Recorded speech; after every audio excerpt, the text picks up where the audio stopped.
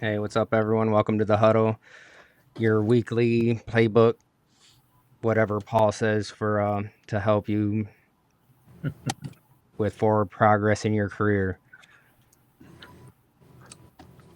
Yeah, Ashlyn says so close. I'm always so close, but never there, which is fine.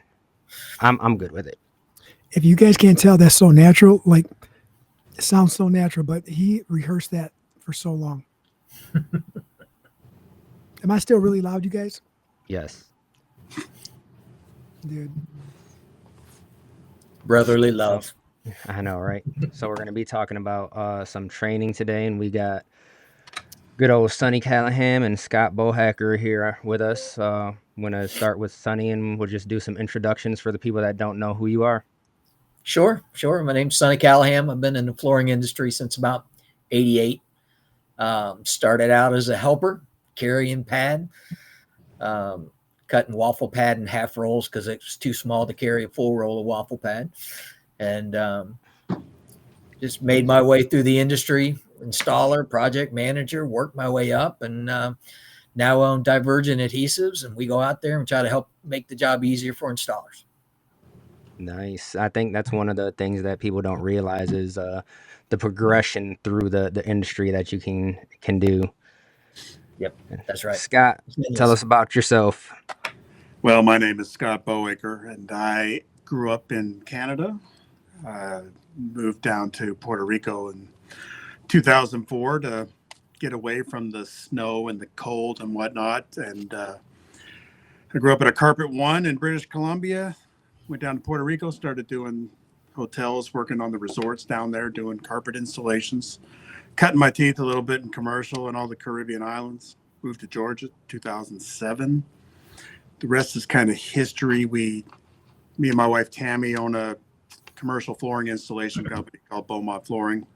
We travel all across the U.S. and Canada doing senior living homes, hotels, whatnot. We do a lot of remediation work for the manufacturers.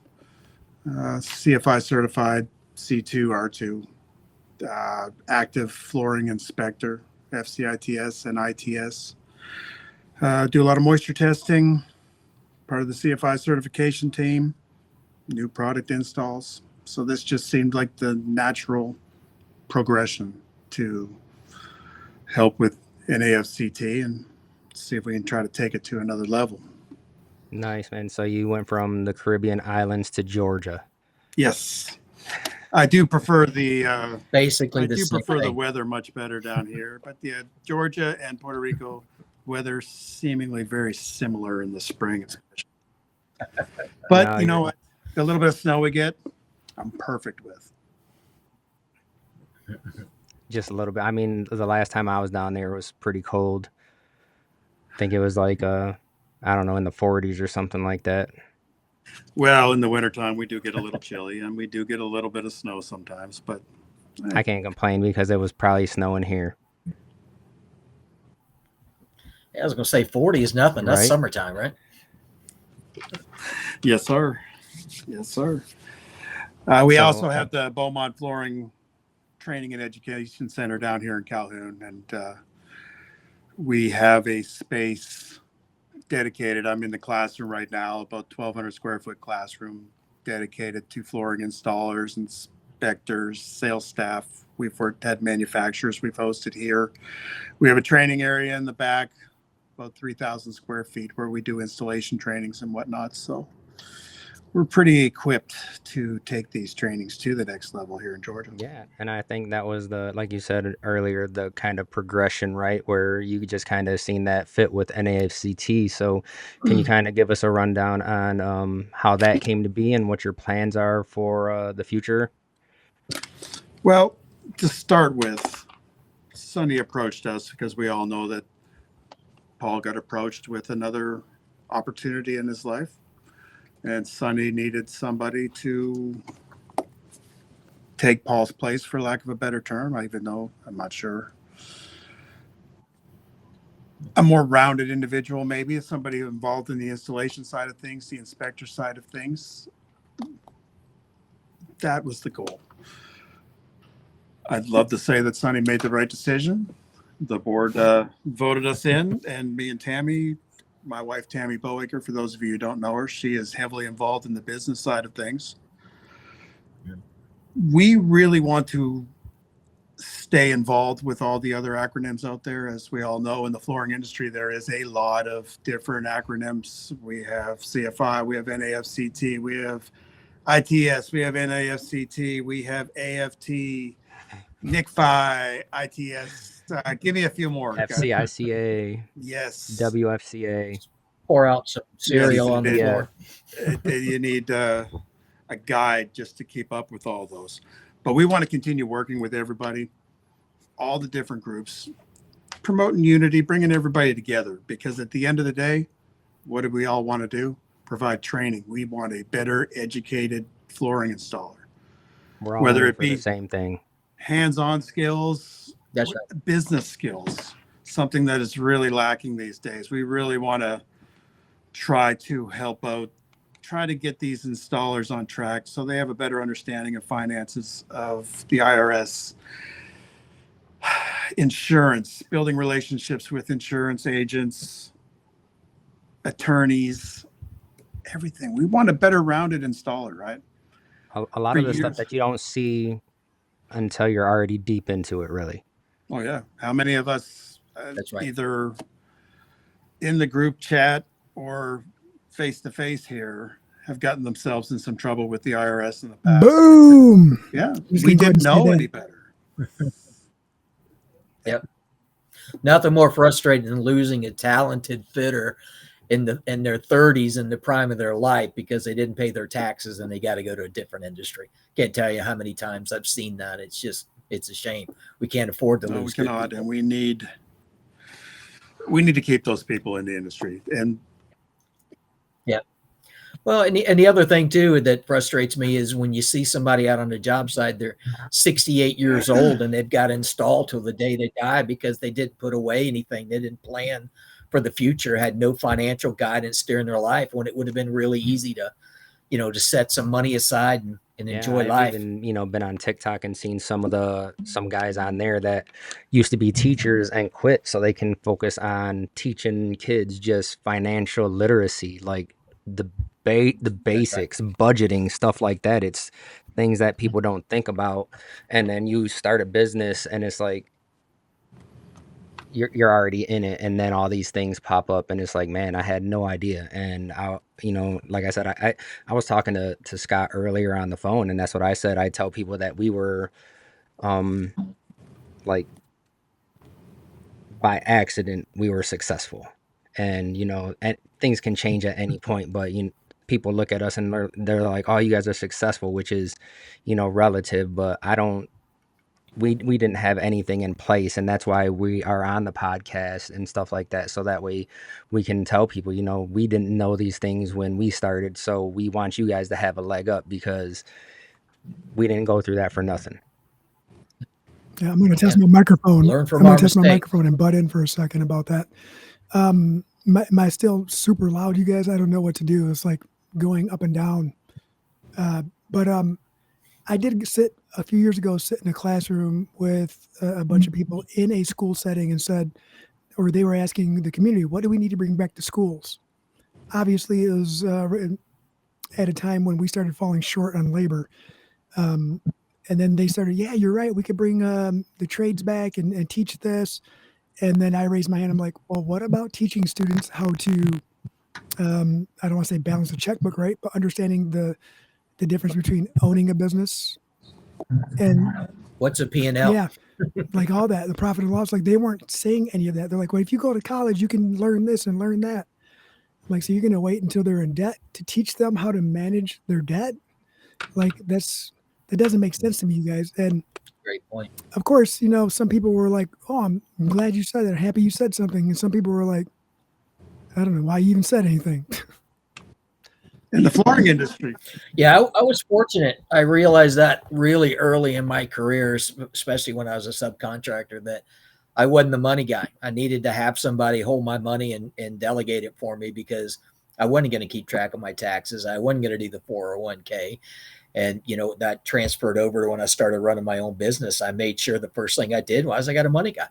my partner in NAFCT or Divergent Adhesives, he's got his master's in forensic accounting. He knows numbers, right? So that's how we understand what I don't know how to do and to get the right people around It's a me. running joke. If I had somebody like Tammy when I was a young man, I would be a wealthy man right now. But no, and in my 20s, I made a lot of money and I spent a lot of money, and that's just the way it worked. That's And right. in the flooring industry, we're a little unique too, because you got folks like us who have our own businesses and whatnot, but we also have a lot of installers who are either employees of different stores. The guys that work on our crews, they're all employees, but we also have a lot of 1099 employees there. And so there's different things for everybody, Oh, not depending on 1099 how you're employee. employed. Not a 1099 Yeah, employee. Doyle nailed it. Easy Right. come, Yeah, easy that's go money. that's That's the kind of what mentality. we're talking about. Like you think it's always going to be easy until you're sitting there not working, and then it's like, what am I going to do tomorrow now? Like start getting into a panic mode sometimes. Growing up in Canada in the wintertime, they didn't build any houses because they couldn't pour any foundations or whatnot. So we would hit a really slow time, and none of us knew what to do with ourselves because we didn't have any money saved up and there was no work coming in. We'd all be scrounging over the few jobs that would come in. So listen, if we could prepare the guys a little better and gals, that would really, that'd be a good start. Yeah. Putting the floors in that's is only just- part of it. Is that what's in the plans right now? Do you guys have anything like for that, or is that something that you're going to be working on to try and get something to bring people over there to take a class for that? Well, we have already been speaking with Mark Farnsworth with Professional Floor Covering Training. They're based out of Ohio. They're putting some classes in the Tri-County Career Center up in Ohio. And they're talking about not only having installation classes, but we're going to go forward with some financial planning as well and marketing classes so that they can become more well-rounded and they can come out and they can actually have a career and maybe be able to have a better chance of success. So yeah, we're going deep into that already in the colleges. We need to expand that into the high schools because a lot of kids now, they don't fall into the category of being necessarily college material, right? So we need to probably target those kids, and because I was one of those kids and nobody ever targeted me. Somebody found me, and all of a sudden I was unloading a truckload of pad, and then I became somebody's helper and went from there. But I got to target these kids so they have a little bitch. Yes. With the tri-state training that we're going to be doing with Mark, we actually had a call with a guy a couple of days ago that he was actually someone who went through the IBM management program. And some of you guys might not be old enough to know how exclusive that club is and how intense that training was. Some of the biggest CEOs in the world went through the IBM training. So he was talking a lot of things to us that really could be beneficial to young people, not even going in floor covering, but going into life, things that they can look into and things they should be looking out for. And it was really impressive talking with him. Yeah, he came over here too and talked to us and trying to get some stuff going over here. And that's what we talked about too, was, getting into the community colleges and for these classes. And, it takes X amount of people for it to run, but then it's like these things need to happen. Ray says, I don't know what website he's talking about, but what's the status of the new website? I don't know. We don't have a new one coming. No one? So Ray, if you can type in which site you're talking about. But we definitely don't have a new one coming. We just did ours when we started in 21. Going to Doyle's question there too. He's asking the percentage of of independent installers. That would be a really tough number to come up with because not only we got big box stores we can throw in there, we got retailers, got folks like us. That'd be a really tough number to come up with. And I don't think it's very big because of just the material aspect, right? People don't realize how much material costs until you actually have to go get it. Unless but that's why they have the floor sources of the world and stuff like that, so that way you can send clients in there and just have them pay and you don't have to worry about it. So that number is probably growing, but you do have to realize that some of these guys are just 1-2 man crews, and if they're out trying to sell, they're not on the floor making money. That is very accurate. Yeah, and we are Beaumont Flooring. We are a labor only house. We don't sell materials, so we leave that to somebody else. So apparently Paul and Sarah said a new website was coming, but I don't recall that. That's great. I don't know anything about it, so I'm not sure how far along they are. So Andy says he would say 75% for 1099, but I guess that's working through a store instead of selling your own materials and stuff like that. Yeah. Well, I think a lot of installers who, and it's a lot of the people on here who have been members of the Flooring Installers of America page, have realized that, you know what, I can sell the product. I can make money. I can sell myself for a little bit more than what I'm doing. And, it's just like what we were talking about before. It's just knowing that you can, having someone else tell you they did it and how they did it. There's just a lot more opportunity out there than just being an installer, unless that's what you want to do. Yeah. And that's perfectly fine too. Yeah, there's people out there that's what they'd rather focus on is installing. So that's what they do. And, I know people personally that have started selling materials and everything, and they were doing it for years, and then they finally back up and they're just like, I just want to do the work. And you don't know until you try, right? Yep. Not everybody is meant to be a salesperson. Not everybody is meant to be a business owner. Like there's some folks that are just more comfortable just putting their head down and getting the work done. If my body would take it, I'd still be installing, because why wouldn't you? You go back at the end of the day and you look down and know you did that, and you did a good job. No other job does that. Instant gratification. Humans love that, and that's what you get when you're installing. Is you start with something that looks like nothing, and then by the end of the day, you're like, man, let me take a picture. It's probably why I do dumb stuff like create projects for myself around the house, because I don't get to work with my hands near as much as I used to. That's right. You would think, though, that if we're not installing full time anymore, that we would have a whole bunch more time on our hands. But that is definitely not the case. The older we get, time is our most valuable commodity, and there's not enough of it, and we can't produce any more of it. Right. So, I got some Divergent fans coming up on the chat boards. How's it going? That was the best sticker, the best use of a sticker that I've ever seen in my life. I was like, what? What's this? Oh, I get it. I get it. He's a diver. He's a gentleman. He's Divergent. So, as far as training, right? I mean, people are on both sides of it. You got us that are like, let's do this. And then you've got the other people that are like, what do I need this for? And I think that the future is looking bright because technology changes so fast these days. It's not like back in the day when you're using the same adhesive for 10 years. Things are changing on a yearly basis, probably more than that. You're in the adhesive game. I don't know how much you guys change, but it's all, especially right now, right? Especially in 2020, when raw materials were hard to get, things were changing on the fly and you had to be on your game. Okay. So what do you guys see for the future, and not just installation training, but we're talking business training, we're inspectors, what's happening in the future? Well, it's just kind of like what we were just talking about, the instant gratification. And I think we see a lot of people who don't want to do the training. It's because they don't gain anything the next week after the training. And that's not how it works. It's not like you go to the training and you instantly get a raise. It has to do with how you market yourself and how you carry yourself in the industry, and letting people know that you do know how to do it right. There's a great amount of folks, architects, specifiers, who are willing to pay a little bit more to get it done right. I mean, and that's just the way that you have to present yourself.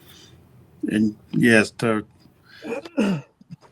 So I want to add to that too, and I didn't mean to cut you off there, Scott. right, But go there. when you go to the certifications, you go to the trainings, you go to these conventions, you go to a social network with people who are in your field, you tend to pick up and learn a couple things about how to market yourself, about presentation, about the importance of putting everything together as a whole to create. I don't want to say to create, right? To kind of showcase who you really are and what you're really about as an installer. And if I said that we didn't start off by doing some shameless marketing and plugs without really knowing what we were doing, I'd be lying to you guys. But we learned a lot more as we got out there more. And every time we went to a convention or to a training, we learned something new. And I don't say we got better, but we added more ammunition to that marketing tool. You added people to your network. I mean, Daniel, how long ago did we meet at that thing? And there was a lot of this 10 years easy, if not more. And you met people and you created this network with folks. And now you guys have a podcast. You're one of the most popular contractors in the United States. People know you guys. And it's not because you know how to install the best, right? That's not a knock at you, but you want to help everybody in your industry, and people can talk to you because you can relate to the problems they're seeing in the real world, right? So your network is expanding. Not only are you meeting people that help you, but you're meeting people that you can help. Yeah. And it goes both ways. And not everybody understands that's how it goes. That's how Daniel and I met ourselves. I was doing a CFI training in Forney. Daniel was in class getting his what was that? C1, Daniel, I think. Yeah, R1C1. R1C1, and we've been friends ever since. The people you meet at these conventions and surfaces and the trainings, you stick with those people forever, and we rely on each other, and we get better because of each other. Right. So I want to go to this comment real quick. Doyle says, that what we were talking about, there's the same gratification for a salesman who goes and pre-qualifies a job to sell proper flooring and proper prep for that situation, making sure the installer, knows what he needs. It's a team effort. And that's 100% true, especially when you're talking about residential markets, because there's too many salesmen out there. Well, it's not just residential, it's commercial too. There's too many salesmen that just go out and sell. And then it's worry about it later.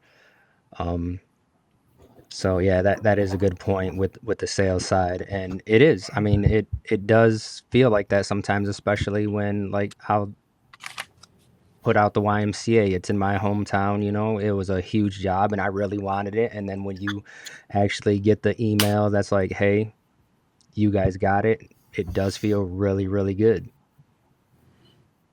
Mm-hmm. And then Dan says, trainings and certifications are tools. It's not a paycheck. You have to sell yourself. Just saying. That's his. Sometimes he says. But that is a big part of it. People who take trainings and get certifications, they need to know how to market themselves and set themselves apart from others as well. And that's, as a group, when we're networking, that's what we can teach each other. This is how you can market yourself. This is how you can move forward. You don't have to get stuck in the same rut. Let's make us all better. Right. Yeah. Well, it's like Denise said, the tribe. And we talk about this in NAFCT a lot. Our partners, excuse me, who hold the class, they're the manufacturers, right? And they have their technical guys there. Our board of directors is all technical guys, a couple of contractors as well. But to have the network of being able to call the tech rep for the product you're using directly instead of just calling an 800 number to get through can cost you hours on a job site, save you hours, right? So these networks that you build, if you could pick up the phone and call Kevin with a question that you have with something. Yeah, right when you said that. Yeah, you can call him and not have to go through 4 different, voicemails. It means something. It's a value to you.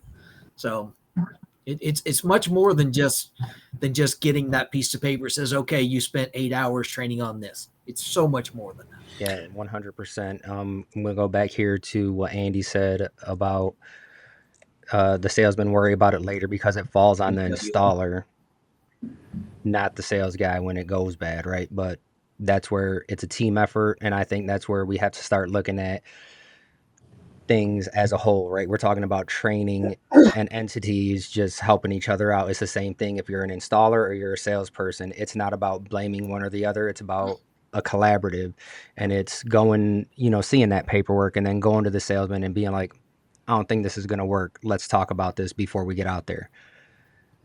And then Doyle says, and you'll see the guys who have been selling for a long time, they're going to go to their main guy. I know Andy worked at a place like that where if it was something a little sketchy, they would get the installer involved on the front end to know what they had to do.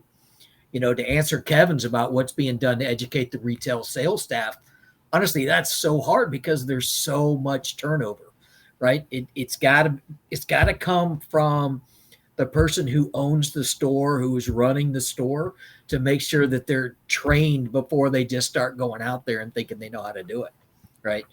But it's difficult to get to those folks to train them accordingly. It was different in my past life. I used to do trainings for manufacturers, and we used to go into stores and do new product trainings. And we would work with the installers at like 7 o'clock in the morning for an hour, hour and a half. And then we would roll into the sales staff right afterwards so we could assist them on how to sell their product and the advantages of the product. It's, as Sonny said, it's difficult to get in front of that group sometimes. What I was going to say was, if they're already making money, then it's hard to get them away from behind the desk. It's hard to get an installer off of the floor if they're already making money without it. Looking long-term is where we have to try to resonate with them. We have to try to find something that sticks with them, to have them understand that if you're in it for the long haul, then start now. Daniel's a little comment about that he took off of I forget what show right now, The Office. Many small time, make big time. Right. And you got to start doing that many small time as soon as possible. Even if you're a 50-year-old installer and you're looking, you might be looking for a way to get off your knees, that there is a path, and you will find that path when you find your people, you find your tribe. And that path might be training the salespeople you've been working under for years, but go get some accolades, get some notches on that belt. So that way everything's validated, not for the industry and for yourself. And you know what? It might not be the first thing you do. I like to think I'm a decent person. I'd be a good employee, but in my late 20s, I was the worst hire you could ever have because I didn't know what I wanted to do, right? I knew I wanted to get off my knees, went to one place, started a service department, did that for about a year and a half. I was like, no, I don't really want to do that. Then I became, the scheduler for the labor. I damn sure didn't want to do that for more than about 60 days. Then I was a project manager. Then I was in sales. I just kept saying, I know this isn't what I want to do. And finally, I made it over to the dark side, worked for a manufacturer, and I realized that's where I wanted to stay. And I found adhesives. Adhesives found me. Just the way I think. I'm analytical. You do this and it works. If you don't do that, it won't work. So I found peace of mind. But it took a long time. I had patience. I had a guy who was very patient with me in Florida. Anybody in Orlando knows Blackton Inc. And Sean over there, God, I bet he gave me 4 or 5 different jobs because I just didn't know what I wanted to do.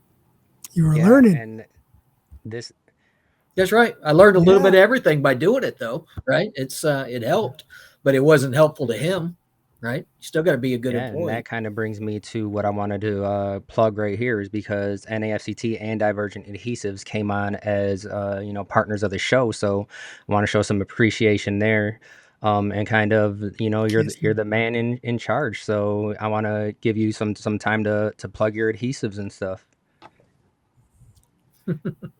No, I appreciate that, man. When you approached me, it was a no-brainer for me. We enjoy what you do. More importantly, the way you support the industry and support installers, we wanted to be a part of that. What we talk about at Divergent is we try to make the installer's life as simple as possible. Because if the installer's out there and they're fighting the products that they're installing, be it the underlayment, the adhesive, the flooring, it's not going to go well. So on our part, we try to make the adhesive, over-engineered as much as we can to where when they're there, they don't have the issue. They're not thinking about it, and they can focus on doing a good job. So, our motto is for installers, by installers. We've been doing it for a long time. I have on here, on our sponsorship page, Divergent Adhesives delivers high-performance adhesives designed specifically for the demands of flooring professionals. That's us, guys. And Divergent is the go-to choice Because for I'm one of those. contractors who can't avoid failure or afford failure. And That's right. We used some on one of our projects that we ended up adopting from PJ, and it was already there on site, and that was the first time. And whoa, yeah, you got that 440 whoa, for the yeah. double glue down. That'll get you. And then, I mean, the That's a good one. NAFCT is kind of setting a stage right now too, where it's almost a hybrid certification, and we talk about technology, and that's where it's really key, right? Where you don't have to spend days on days on days getting the information that you can get Right. by just being on your computer. And we're it's a hybrid world these days. My wife works hybrid. We can work hybrid if we wanted to. No. But I mean, that's huge in the technology game right there, for classes to be held online and then go get the certification in person.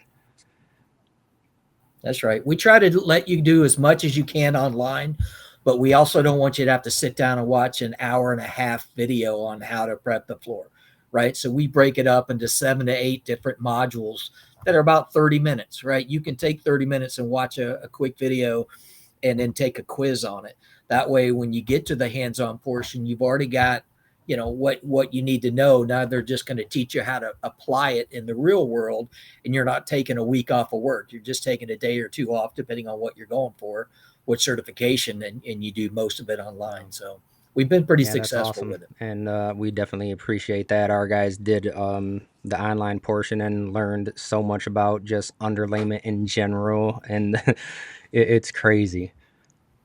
Can cover more online than we can if we have the group in the training area. There's too much to cover. So we need to focus on the hand skills when they're on the floor, when they're here. That's what we need to focus on, not the classroom time so much. I 100% agree with that. That's and right. Then, yeah, especially with the young people. I think I've told this story on here before, but I'll tell it real quick. We work with a group called AMI Kids, and it's 15 to 19-year-old kids that this is their last stop. They screw up again, they're going to prison, not jail, prison. So we go in there and did some training for them. And the first day, we opened up the projector with the PowerPoint, and I think we got to slide 3, and half the class was asleep. They're like, "This is not for us."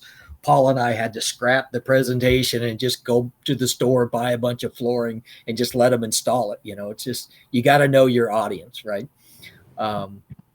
You just can't make everything adapt to everybody. So that's what we try to do when we're talking about different types of flooring and training. I'm a trainer for you guys, and I love doing the heat weld and flash cove training. And that was one of my draws, right? Was if I'm going to be on site, we're going to be hands-on, and that's what everyone loves about the training. Because I talked to some of the guys, and they were like, "So what's the plan?" Like after I do introductions, I'm like, "We're going to get out there," and they're like, "Oh, I thought we were going to be in here for like 5 hours." No, man, let's go out there and start getting hands-on right away. That's right. That's right. You can't read a book on how to flash cove. You can. I mean, it's totally different doing it though. So Kevin did ask this question that I want to get to. It's, what part of the industry do you see the most need for education? And Dan answered. I think it's the heat weld flash. Dan answered good right here. I mean, every that's aspect, a dime right? breed. But that's well, it falls under a different every categories. We need better trained installers. We need more installers who are better trained and have better knowledge. And who care. We need to teach them how to care about what they're doing. And I always say, like, I took installation classes and it made me a much better installer because I realized all the things I was taught that I was doing wrong. Then I became an inspector, and all of a sudden I started seeing the consequences of all my actions and all the things that I was not doing properly. So we need more trained installers.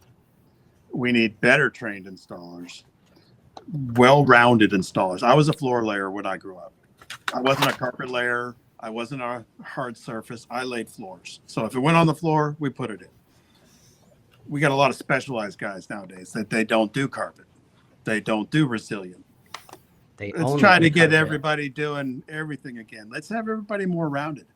As far as inspectors are concerned, let's try to focus on maybe not more inspectors, a better trained inspector, more training. Let's make the inspectors we have, let's make them better. Sales staff, let's have sales staff that actually knows the product that they're selling. I'm in Georgia. Yeah. There's billboards on I-75 going up and down it, advertising waterproof floor. Let's have it so these customers are a little better informed when they come in and they buy new flooring. Hey, just a side note on that, ASTM F06, which I'm telling every one of you need to be a freaking member of because it's resilient flooring. We are working on a definition of waterproof versus water resistant to help eliminate this marketing term out there. It's like LVT. It means nothing, but give it a definition to where people understand what that means, because obviously it's been oversold. But but back to the point of what we were talking about. If you're not looking at yourself and looking back a couple of years thinking, how did I get away with doing it that way for so long? You're not learning. You should be doing that every couple of years, learning something more, looking back and realizing that how much better you could be. Because you're never perfect. Your luck will run out eventually. That's right.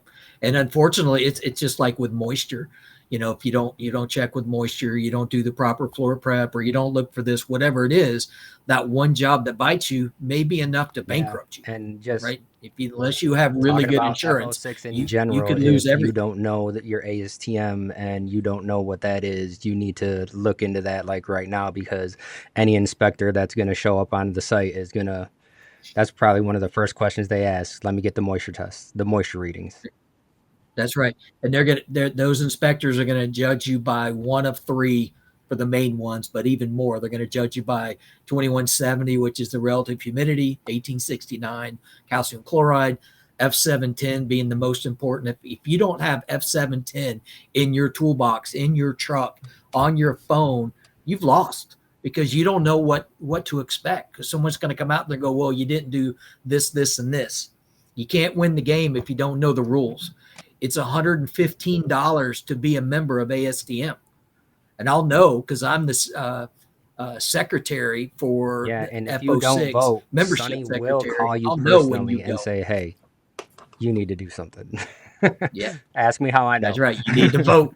So I want to go back up here real quick and, just pop up a couple comments. Doyle says not to give up on retailers. He knows they're hard-headed, but he's made a great life, fulfilling life as a salesman, and it's exciting. And we're not saying that it's not. It's just that some salesmen don't look at the installation aspect and think of the installers when they are quoting projects. And I know Doyle, he is one of the ones that is always trying to get more informed, get more educated. He is real. If we had more like Doyle, I think we'd be in a much better place. And then Ray says that he did a online resilient flooring course with Paul. It was wonderful, being able to learn over 12 weeks instead of 5 college level days with the fire hose. That's right. That was one of our best classes that we did. But like you said, one night a week for 12 weeks. You had homework to do in between. It was a really good course. Can't wait. He said, is there going to be any type of follow-up class in person for that? Yes. Awesome. Yeah, during this transition, we got it. We'll get Scott up to speed, and we'll have these things soon enough. Dan did reply. He said that he met him at the summit. So, yeah, he's one of those good guys. And we got Kevin here. How do you feel about inspectors with no background in the flooring industry taking an online course, getting their license, and going out there and inspecting trying to reword this, inspecting what the installers are installing with decades of experience and knowledge. I hate them. There's no other way to put it. I mean, there's too many people out there who say they're an inspector because they went to a 3-day course. It drives me crazy. No yeah, what we need to do, and we need to recognize that we get a lot of these classes for inspectors, and I used to teach them, so I know this. It's basic knowledge on what we need to do as inspectors, but they need to continue their education as well, and think of it as an introductory class, and let's make myself better, because you can't learn everything in the flooring industry, inspection wise, installation wise, any aspect of it in a week. Yeah, and that's one more avenue that you can take as an installer with that installation background. It's a really good transition into being an inspector. I mean, they're the necessary evil. I used to joke around with Paul that because that's kind of how we met. He was inspector, I was on the manufacturing side, and we'd have some heated debates.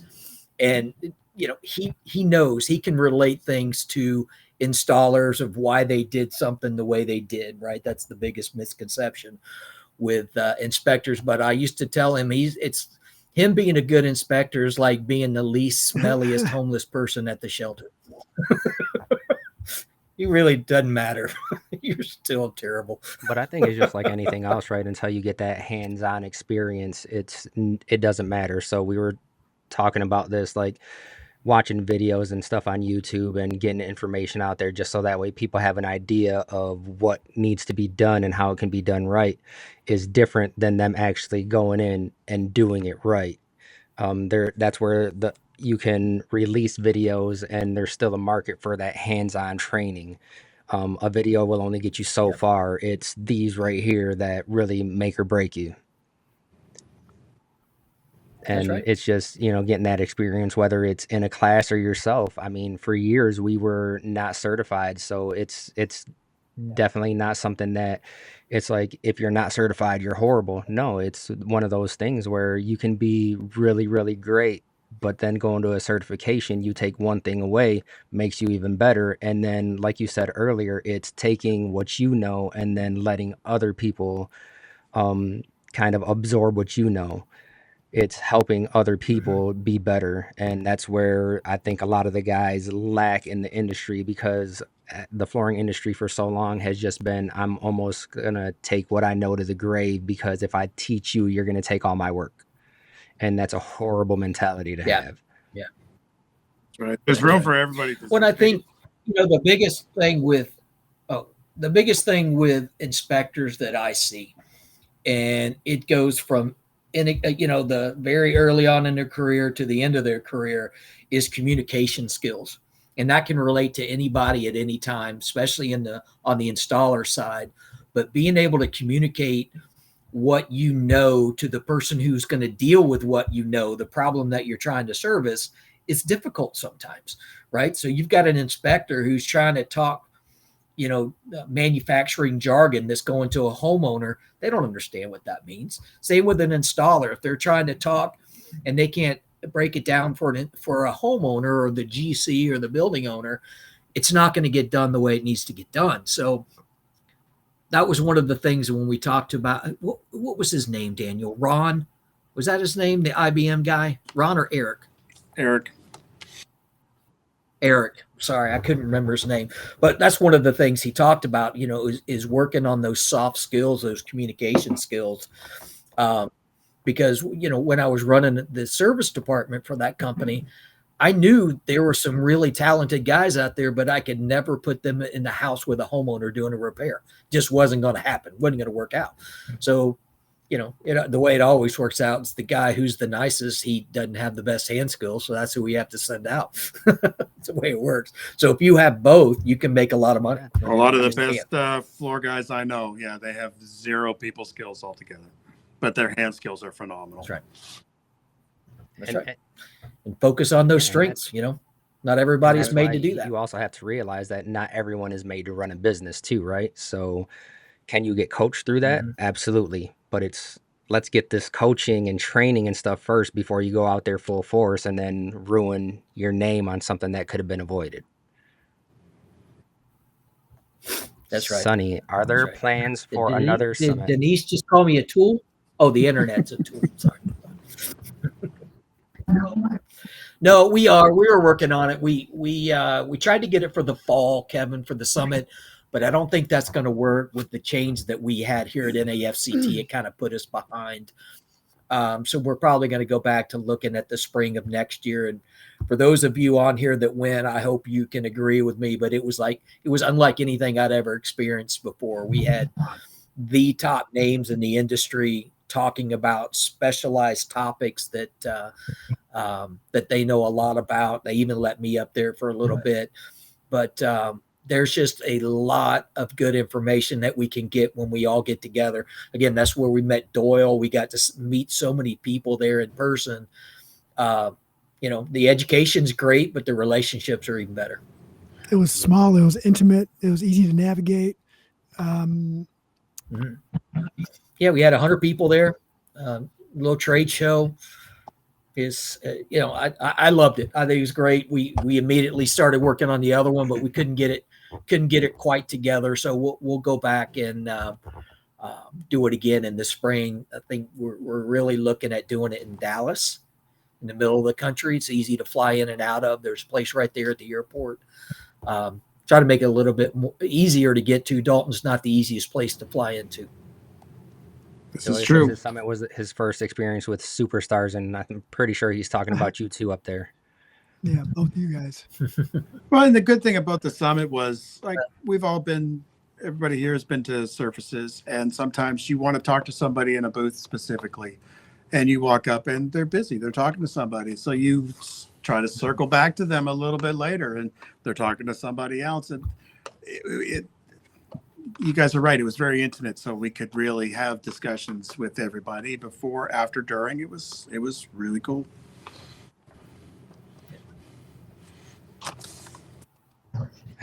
Collect interest on the summit payment. You got a refund. Come on. If you have it, I'll make sure you get it. I think the opportunity was there, right, to keep saving for when it's rescheduled. I think that's probably what Dan's talking about. Yeah, maybe that's what we did. Maybe so. It's really small and intimate, and you can have conversations, and the information is great, man. I mean, my first time going to see you guys way back in the day, and then I came back here and I'm like, man, I think I filled the notebook up just taking notes. Love me some notes. Yeah, that was our very, very first attempt at flash cove and heat weld, and that was with who was? Oh, it was William Thornton and Mike That's Pigeon who That's who too. you're with. Yeah, Puppy did it, and but it was. I came across some pictures from that one the other day, and I was looking and reminiscing, thinking, "Man, we come a long way, baby," because it's a lot different than what we were doing there. But just like you guys take the class, you try to get better. We do the same thing with the programs that we're teaching. Every time we'll have, okay, let's do this different, let's do that different, and we're constantly trying to make it as best as we can, make it the best it can. And I may be biased because of my relationship with Daniel, but I think heat welding is one thing, and flash coving that I'd like to say is a dying part of our trade, and we need to get more into it because there is a lot of work, that kind of work out there. I am not a flash cover. I'm not a heat welder. I did a little bit of it in my 20s, but that was way too long ago. So we need to get some more folks trained up on how to do that. And it's definitely one of those. It's an acquired taste, right? If you're hyper competitive and you like to be good at what you do, and you want to try something and you want to be better because you don't want to tell someone you failed or you can't, give it a shot. You challenge yourself every single time, no matter how many years you have. Mm-hmm. But if you're like, oh, I just want to have an easy day, I don't want to be challenged, then just do carpet tile. Well, that goes to a comment that I seen earlier right here. Doyle said, we need installers that are trainable. And if you think that you're not making any mistakes, you are dead wrong. Like, I don't care who you are. I've been doing this for years. I still make mistakes. All the time. That's right. The job site won't let you do it perfect. If the job site was perfect and installers did it perfect, I could knock out about 50% of the Even strength when of we my talk about adhesives, trainings, right? But I have to overcome things yeah, that I even never when can't we seen see. a talk about perfect job. trainings, I will be in a training and Yep. then showing someone how to do something, and then be like, "All right, don't do it like that." Yeah. See, that's exactly what you're not supposed to do. But I wanted to show you that this is very common. The rules are for thee, not for me. And I think you're right. Heat weld and flash cove is one of those things where a lot of people will probably say that they know how to do it, or they've seen it done, or have done it once, and they're like, "Yeah, I can do that." But until you're like deep into it, it's a lot. And even in the 4-day, 5-day class that we put on, there's so much information to take in that I just give you the information and it's hands on, because if you're not hands on almost the entire time, you're falling behind. So, and my favorite thing in one of them was the one time when, we had Andy in there, and he came up to me and he was like, "Hey, are we going to talk about repairs and stuff like that?" And I said, "Oh, there'll be some moments where we're going to have some time to talk about repairs, because That's a 3-day class in itself. you're not going to get it right the first time. I can guarantee you that." Well, and I still have the picture of Andy With doing a his test with a cake. with his with a piece of cake in one hand and his tools in the other hand.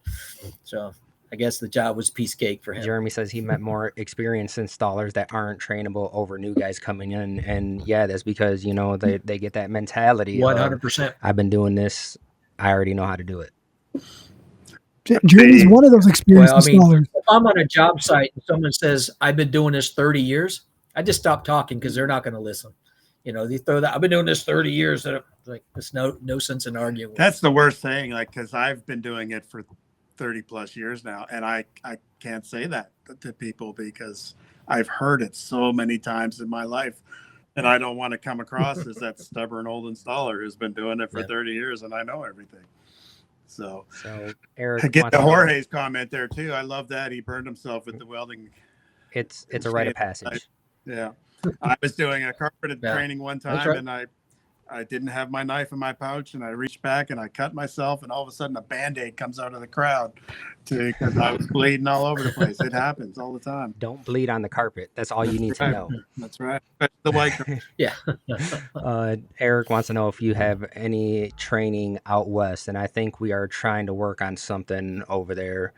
It's just hard to schedule getting the venues and stuff together, and then also the trainers, which is I guess this is a great avenue to ask. I mean, if you want to be a trainer, if you know what you're doing, these are the guys to talk to, man. It's not they're not going to come to you all the time. It's you reaching out to them. That's where these relationships start. There are definitely opportunities right now that we need more. We need more trainers because we are going to need to be in more places than we currently have people. So anybody who is interested in becoming an educational partner with us and becoming a trainer, talk to me and Sonny. We want to work with you, and we want to help. We don't want to put it all on you. We want to market. Right. We want to have good, successful classes, and we want qualified trainers training them. Yeah, so definitely. Yep. Definitely no, for sure. Out. And as far as going back to California, I mean, we've got one instructor in Northern California. I don't know if that's Northern, but not Southern California. And we've been working with Floor God about trying to get something down in Southern California. So we're making our way out there. But again, not to make excuses, but with the change we've made this summer, we got to ramp back up to get back on schedule to get those things going. Jeremy says he wants to become a trainer. So my brother's do what? Jeremy wants to become a trainer. Then I pulled a Paul and started reading the comment that he just put in the private chat. So he's got to get off it because he's got to go coach. He's got some baseball coming up, and he's one of the coaches, so he's stuck. And my microphone's not working very well anyway, so boom. It just gets super loud. Thanks, everybody. Yeah. I like Nate's comment that he's not certified to installer, not because he doesn't Because screw of all up, the but screw because ups. of all the screw Yeah, ups he's that's had. 100%. And I had a guy once tell me, you're a mechanic not when you don't make mistakes, but you're a mechanic when you can fix the mistakes you make. Right? That's when you know This you've is made true. Danny And I'm says looking that. at Jason's comment there about training's different for commercial and residential, and he is totally right, because in my world that I live in, most residential installers, they don't fit into my world. And the same way goes, Yep. there's some of these wovens, flat weaves that Yep. I have no business even trying to seam up. So I either don't try, or I can admit I need more training on myself. Yeah, I mean that's Yep. where NFIC comes in. I Yeah. was blown away with. I was like, I always told Dan, I was like, I'm not gonna take that class because I don't deal with those materials. And then I went, and I was like, I'll probably never touch this again, but at least I know the basics if I have to sell something. That's right. And Yes, yeah, Something came okay. up. We all do that. Blame it on the help. Yeah, just a quick shout out to Jason Ramsey. He does volunteer for our moisture certification course that we're just about to launch. He's given a lot of time up and been on that committee for a while. So I appreciate it, Jason. wasn't Jason Anybody who wants to volunteer, just reach out in to Scott or Japan or myself. something? He is right now, I believe, or if he's not now, he was. So Kevin says he's very excited about Scott teaming up with the NAFCT. Great decision, and I 100% agree. Like you said, over the years we've gotten to know each other pretty well, and he's a wealth of knowledge. So, and not only that, man, he's got the space to hold some trainings. So he's going to be there, and he's ready to rock out some trainings. That's right. And we have a bunch coming up. That's right. It may not be NAFCT, but like I always say, and I have said it from day one from us opening this place, we want to work with everybody. I'll give a shout out to Jerry Miller, because he has a big commercial training coming up in August here, commercial inspector training, and he has an all-star lineup coming up, like Paul Carroll, Bruce Gentry, Dave Carter, Doyle Slaughter, Shane Jenkins, Billy Simmons. And it's here at our facility, and it's going to be a hands-on inspector class on training inspectors how to do job starts, job stops. Manufacturers are really big on that kind of stuff, and with Jerry here, we know it's going to be done right. Floor Detective David Zach, he's got some color correction classes that he's going to do here before the end of the year. We've talked to AFT. There's going to be a seaming class here coming up before the end of the year as well. So we have some events here, and then we're going to build on that with NAFCT and have some of our own trainings to piggyback off those trainings. So We're really fortunate. It's exciting to have times so coming glad up, I think. Yeah, I mean, like we've always preached, anytime, from the first time I've met Sonny, it's always been, it's a collaborative in the industry, and we have to make sure that everyone knows that, right? We're all in this together, so let's train together, let's become friends, let's do all of this, because if we don't, then we're just pushing the industry further apart, and that's not what we want to do. Yeah, we can't have 5 entities teaching 5 different ways to do things. It's just not productive. So, Scott, do you have any of the information about any of those classes readily available on a website or anything? I can share it. Jerry's, I know, is the 18th and 19th. I'll share it on social media, and I'll Of put this it on month? the NFCT's, August. Sorry. Okay. David Zach and AFT, those are going to be later in the year, most likely November. We're looking at for those. So they're confirming some dates and making sure that everything can work. And hey, we need to get everybody out. Yeah, and as far as resilient training, I know we do have one scheduled right now for the Heat Weld and Flash Cove, and that is in October. It's going to be in Ohio.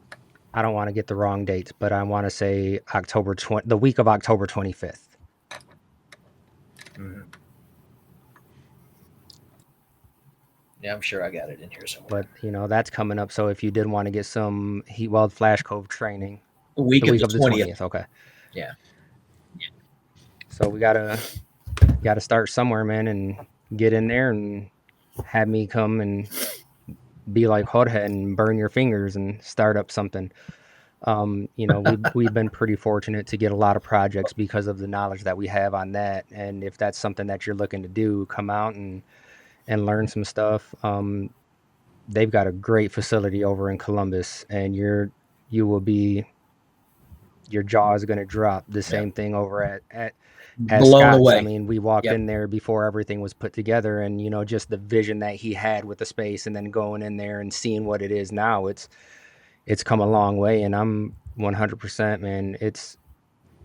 I'm so proud of what you guys have done there and put together, and I'm glad to be a part of it. I'm ready to get down there and teach a class down there too. And it's Georgia and it's air conditioned. That is the key to the whole equation right there. You need scuba gear to get in the building, but once you're in there, you're fine. That's right. Okay, real quick, Jorge just won the best comment of the day, by the way. In this case, Scotty does know. That's one of my favorite movies reference. Yeah. If y'all don't get it, we can't Dan be does friends. owe me. He owes me a certification because I went to NFIC. So I told him he would have to get his hands on some vinyl. So that is that on the. Yeah, it is live on the website. On the NAFCT.com, you can go on the classes there and it'll say what's coming up. And Flash Go, but it's in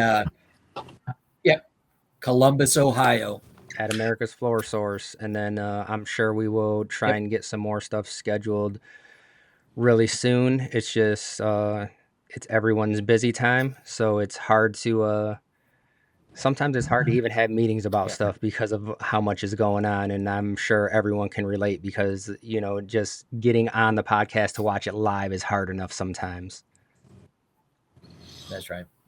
Jimmy, it is in Columbus, Ohio. Columbus, Ohio at America's Floor Source. And for those of you who don't know Jason Goldberg, he has a commitment to training his employees like no other company I've ever met in my life or dealt with. He wants to make sure that his team has all the tools they need to be successful.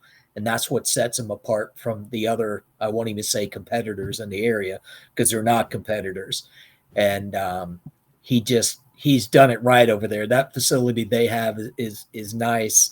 They welcome us anytime we want to be there. So they're just good people there. I just want to make sure he gets a big shout out. I give a shout out to Jim Freeman too, because he didn't know that there was a flooring podcast. And I told him the other day and he was so excited. So he's probably going back in the archives and watching all the old ones. Oh no, don't start at episode 1. I don't even remember what our episode 1 was, the introduction, but I mean, I don't even know what episode this is. I mean, we're 3 years in now, so we definitely appreciate you guys for listening, watching, and all the comments and interacting. And without you guys, we would be nothing. So definitely appreciate you. So make sure you're letting everyone know about us and giving us a like, subscribe, and do the same thing with the NAFCT and Beaumont Flooring. I think a lot of the stuff on social media is going to be posted on your guys' social medias, as far as the training, since that's where it's going to be held. We'll help everybody, anybody who wants to hold the training. I don't care what the organization, even if it's not here, we're going to help promote it. Speaking of, I believe there's a regional for an installation competition this weekend that we'd really love to see some more competitors in. So let's throw that out there as well in Boston. Yeah, and it's not even competitors at this point. It's a collaborative. Like I said, we're all in this together. So let's start acting like it and see what we can do to help each other out. I mean, Go Carrera, is setting the standard when it comes to as the hammer rating now. What it's going to be called in the future, we don't know yet. But I mean, it's patented to where they have this ready, and it's amazing. If you're not on there, definitely get on there and make sure that you get your profile set up. To know where you're at, right? We're all in this. I do want to say thanks to Sonny and Scott for joining us today. Scott, congratulations on the new position with the NAFCT, and I'm really excited to see what you guys are going to come up with. I know